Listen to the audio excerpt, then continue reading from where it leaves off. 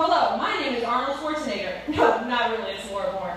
Hi, how are you? I'm fine. And I know I'm not using capitals, but I really don't care. Anyway, you'll always be my best friend, even though you're best friends with Amanda and I'm best friends with Jill.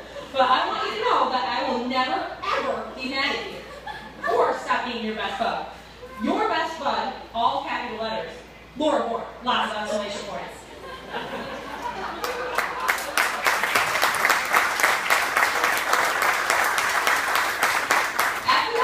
Laura and I started to spend a lot of time together. The great thing about Laura and my friendship was we literally could entertain ourselves for hours. Just by quoting movies back and forth to playing the game MASH, sorry, some of you might not know what that means, but which is the game that would dictate our lives forever. To acting like we were on the show, Whose Line Is It Anyways, and she always needed to be Brian Styles because he was tall, and she always got to be Colin because he was short. Even though Colin was kind of funny. I do have to share that Laura was the friend who would walk down the hallway in school and all of a sudden start quoting lines from Ace Ventura, and sometimes would stop and do the whole body movements. Sometimes I wouldn't even be next to her, and I would be down the hall and I would join right in.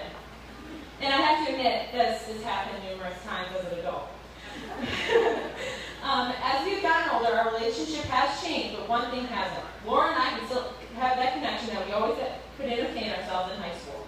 Just a couple weeks ago, I couldn't stop laughing in the backseat of the car because Laura could do so many different accents. It's impressive. Ask her. She can do them all. But that's just who we are, and I wouldn't change that for anything. As you can tell, we spend a lot of time together. We know more about each other than we probably care to, and that's because we share anything without passing too much judgment.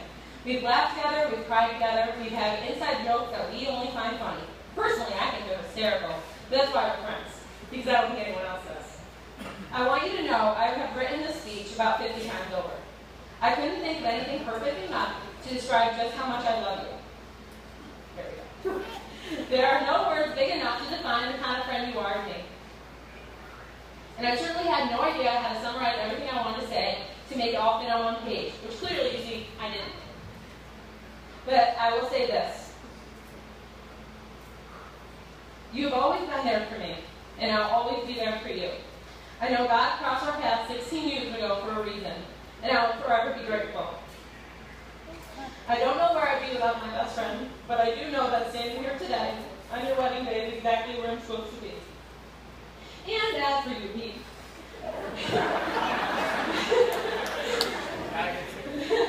you make her the person she wants to be instead of the person she is.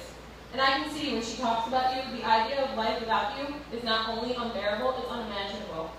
I'm sure you already know you have an amazing girl here, and she'll make you laugh when you need her, and will be there when life gets rough. Treat her well. My only piece of advice is for you is to never forget why you're here with each other today, and how far you've made it to be here. It's no longer about your severed past or what has happened in the past, but it's now about your future life together. Embrace, celebrate, and love each other unconditionally. So let's raise our glasses and toast the newlyweds. Coming together is the beginning, keeping together is progress, and working together is a success. I hope that the both of you remember that love does not consist of gazing in each other's eyes, but rather gazing together in the same direction. Cheers.